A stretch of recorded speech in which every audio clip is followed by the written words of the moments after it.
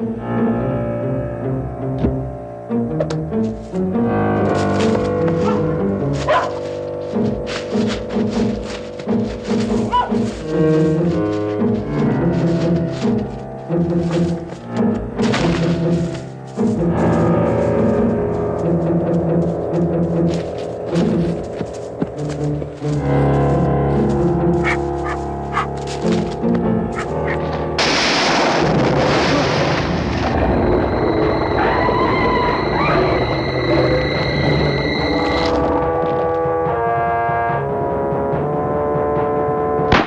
a conversation he had with a film distributor, the director of this movie was told, "If you want to have your movies sell overseas, then they gotta be all action and no dialogue."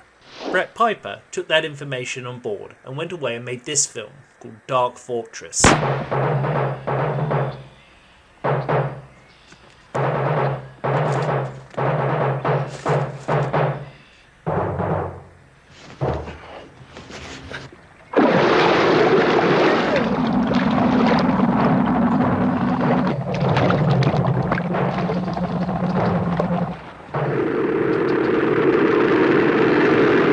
A proud B-movie if ever I saw one, tonally somewhere between Mad Max and Masters of the Universe, filled with puppets and stop motion, and crucially, almost no dialogue at all.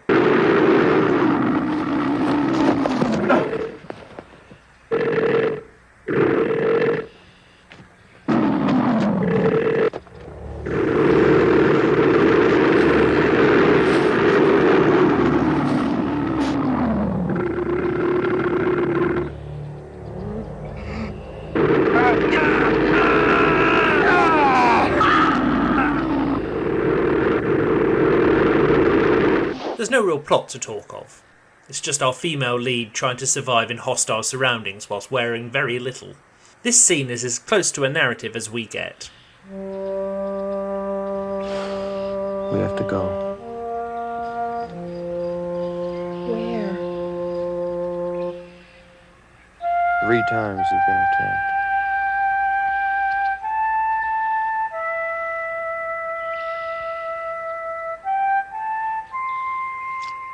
Apparently, upon seeing the completed film, the distributor, with whom the director first spoke, said, "I can't sell this, where's all the dialogue?" So instead the film was sold to, or rather given to, Troma Entertainment.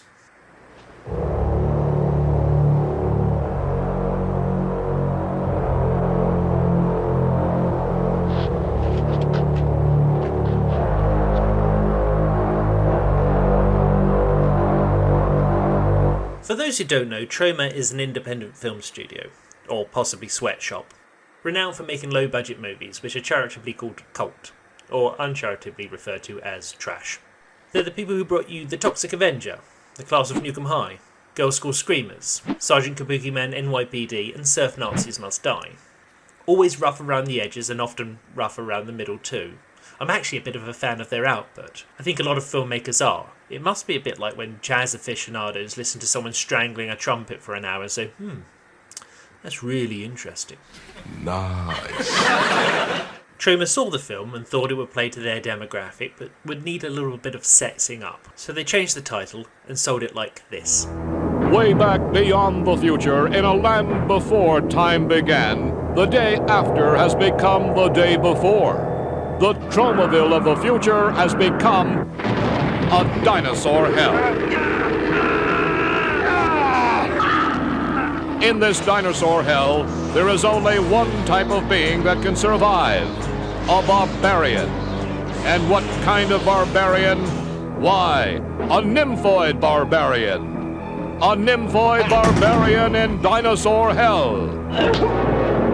Across a hostile landscape, humans battle for supremacy against mutants. Deadly dinosaurs have arisen from nuclear holocaust, and all of them are hot for a nymphoid barbarian in dinosaur hell. Yes, for the first time ever, the prehistoric meets the prepubescent. She's the last womanoid in the Tromaville of tomorrow, and she's wanted by men and mutant alike. She's a nymphoid barbarian in dinosaur hell.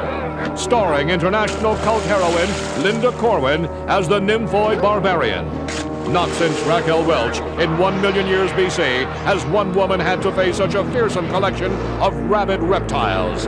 You've seen the Brontosaurus, the Tyrannosaurus, but you won't believe your eyes when you come face to face with the Tromosaurus. Only the Troma team could bring you the incredible state-of-the-art special effects from internationally acclaimed effects wizards Brett Piper and Alex Perney, the masterminds behind A Nymphoid Barbarian in Dinosaur Hell. You'll swear you are watching the real thing. A Nymphoid Barbarian in Dinosaur Hell. Primitive, brutal, horrifying, lust-crazed inhuman monsters, all battling over one beautiful, seductive, tantalizing prize. A Nymphoid Barbarian in Dinosaur Hell. She's the heroine every woman wants to be. The courage of a lioness, the hunting skills of an Amazon, and all the beauty of a fine young nymphoid. Only one man will possess the ultimate weapon.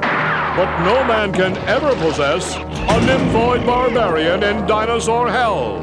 You must see A Nymphoid Barbarian in Dinosaur Hell. The prehistoric and the prepubescent together at last. The grammar in that voiceover twists my mind alone. What exactly is a nymphoid? If they meant nymphomaniac, why couldn't they just say that? Well, I'll tell you why. It's because there's very little in the way of sex in this film. Also, that turn of phrase, prehistoric meets the prepubescent, which they also used on the posters, is both incredibly creepy and wildly inaccurate. The lead actor has got to be at least 20. If she's not gone through puberty at that age, then she's got some sort of medical condition, which maybe she does. There's very little dialogue after all. But also, it's not set in the past, it's set in the future. It's post-history, if anything. All this is set up in the voiceover which starts the film. Dear Diary, the war, when it came, lasted just a day.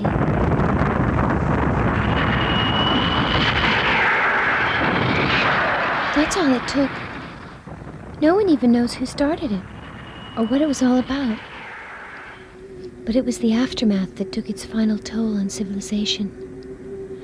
What was left of humanity began to wipe itself out, finally rebelling against the conspiracy of the capitalist elite and the military establishment that had resulted in cataclysmic annihilation.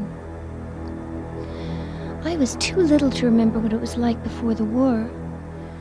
Mummy told me of great shining cities on a hill, and 1,000 points of light, and of a little house they owned in a town called Tromaville. But that was in the past. My childhood was a brief, catatonic pause. Then, one day, I woke up a woman. That intro and that trailer combined do not represent this movie particularly well, and the fact that the voiceover starts with Dear Diary, whilst later in the film the barbarian has to teach herself to read, leads me to think it was tacked on by someone else. I'm pretty sure the footage comes from another film called Troma's War, but it's been a very long time since I saw that, so I can't be fully sure.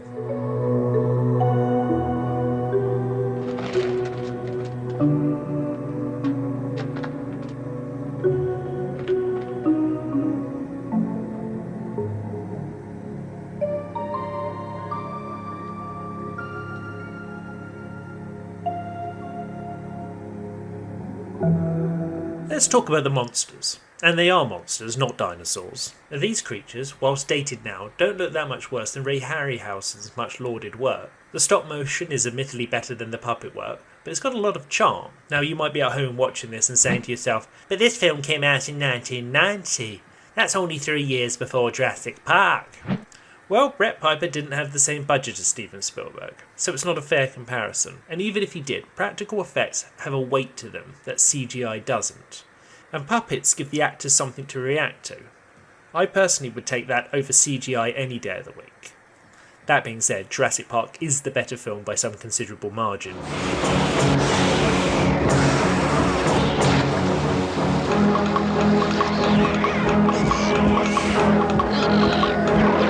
Nymphoid Barbarian in Dinosaur Hell. Oh, I feel silly just saying that title. Nymphoid Barbarian in Dinosaur Hell has been knocking around bargain bins for years. I think I picked up this crappy twin pack from Poundland back in the day. It's also available on Amazon Prime if you use such things. When I was researching everything, I saw this artwork and thought, oh, have they remade it? They haven't. They just made some new misleading artwork for you. Though I think a remake could be in order.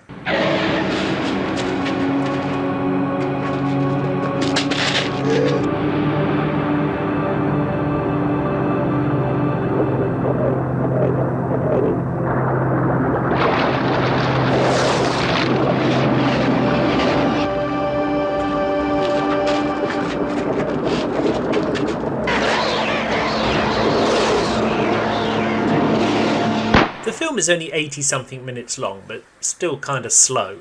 The action scenes, which is to say, all of it, are drawn out to make the most screen time rather than edited to keep the pace going. Also, the lack of clearly defined plot means you're never really sure where this is headed. The filmmaker, Brett Piper, went on to direct more films, largely with a focus on stop-motion monsters. I haven't seen any of his other work, and none of it's had any mainstream success, but this film, Queen Crab, looks rather fun.